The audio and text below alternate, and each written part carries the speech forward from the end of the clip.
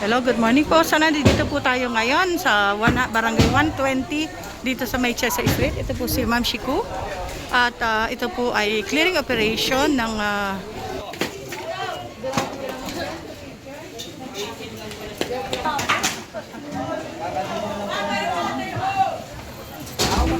and maraming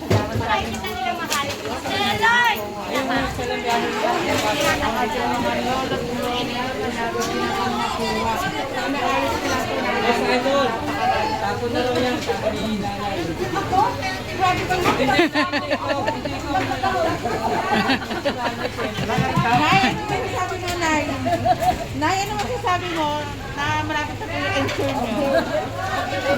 Yung ensure nyo po, ay, di ba? Ayan, so ito rin po pinakukuha rin. Ayan sila nanay, oh. Kasi nga kagustuhan na nilang ipa-clearing itong lugar na to. So kanila okay na okay. Mga naka-smile pa sila lahat. Ayun. Salamat po nakakaunawa. Wala pa ako pang pili ng lamesa.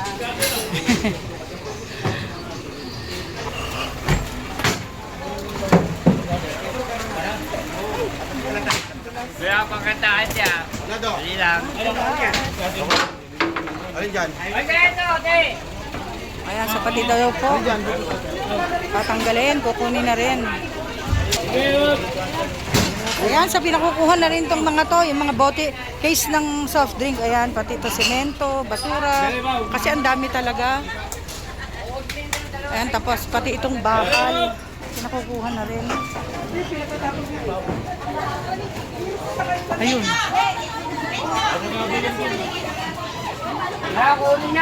So sila na rin mismo, kaya nga po napansin nyo, wala naman pumapalag dito sa mga residente kasi sila na rin talagang nag-uusap para magpa-clearing kasi medyo maraming medyo marami po talagang mga bulok na kahoy na kailangan na talaga itapon, kaya sila naman parang masaya naman sila na na-clearing po yung lugar.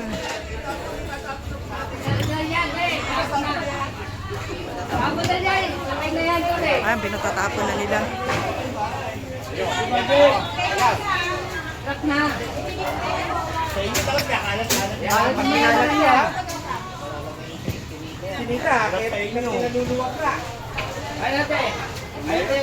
Itong bottle ko. Ayan, si Kagawad pala to. Ayan, sinasabi nga niya. Sige, sir. Tatapon na daw po itong bottle.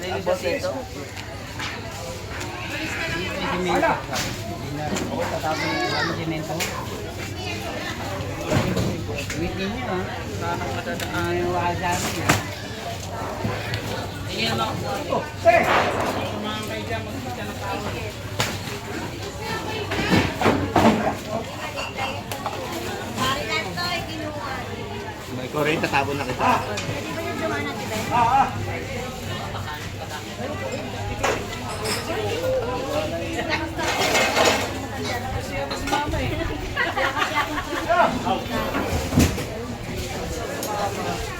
Good, swerte. Ano ba kayo, Nay? Yung ganito muna ako. Dito ka. Naging tampak yan dyan.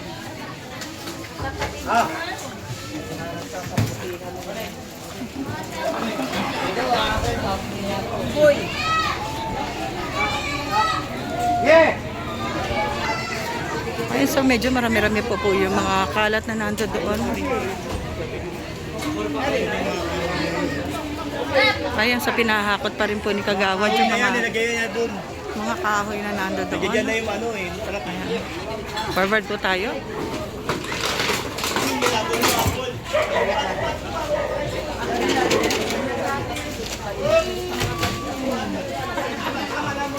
Alam sa akin, di ba? Ngayon maganda na, maluwag na. Mabilis marami na pag-emergency man. Model. Sige pa, Nay. Pabor ba kayo, Nay? Pabor? Pabor. Ayun, galing sa Sumba sila, ma. Ayan, so yung mga residente po rito, pabor naman din sila na ma-clearing itong lugar na to dahil talagang marami nga daw kalat. Maraming basura, kaya kailangan na rin talaga na ipahakot na itong mga kalat-kalat na to.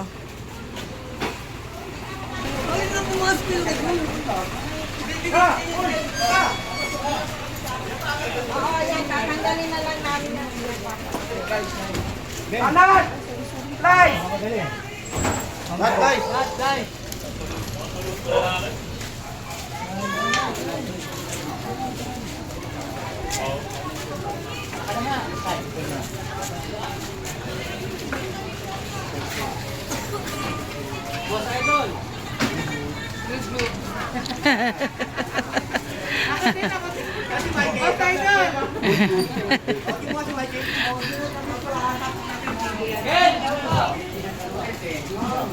Michael!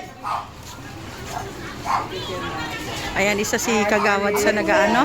Kasama rin po natin si Chairman, tsaka po si Kagawad. Ito po si Kagawad. Ayun po si Chairman, nando doon. Makita mo, tatrabaho ko. Hindi ako pupunta ka tatan. Ayan, so ito po tinanggal na rin sila. Kaya po talagang yung mga ano, yung mga residente, sila na mismo yung nagkukusa na tanggalin yung mga lona doon sa kanilang mga bahay. Meron Ben.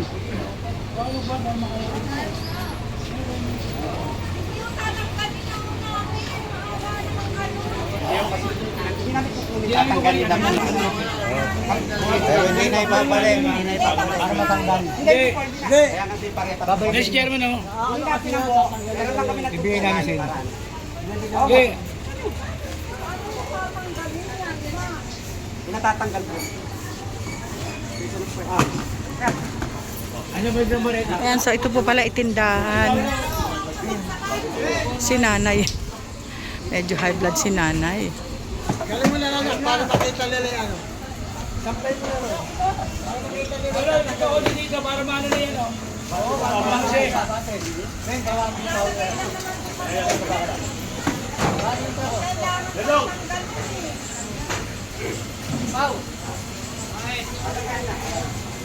Oh, ceiling truck. Ayan, so yan po yung ano, sila na mismo nagkukusa, sila kuya. Bali si nanay medyo ayaw niya kasi dun sa tindahan, kaya lang po syempre medyo nakalabas na sa karsada, kaya po talagang dapat tanggalin talaga. Pero ibabalik din naman sa kanila yung mismong trapal. Tatanggalin lang talaga yun. Bibigay ko sa inyo yan. Bibigay naman ko sa inyo yan. Hindi naman namin kukunin. Bibigay ko sa Galit inyo. si nanay. Ate mo to. Ha?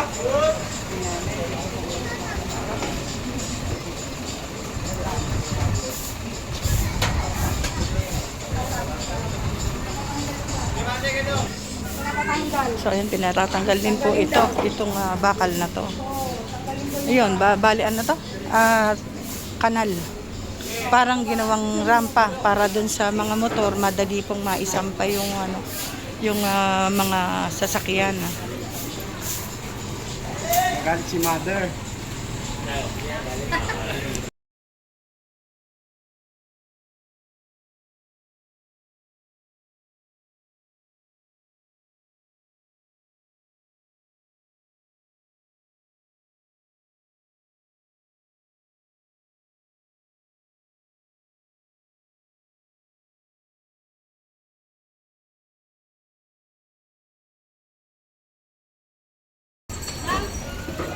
Ayan, so ito po ay request mismo ng mga residente na ma-clearing kasi nga po masyado daw pong makalat doon sa lugar nila, kaya kadalasan naman po ng residente masaya naman sila dahil nalinis yung mga kalat-kalat.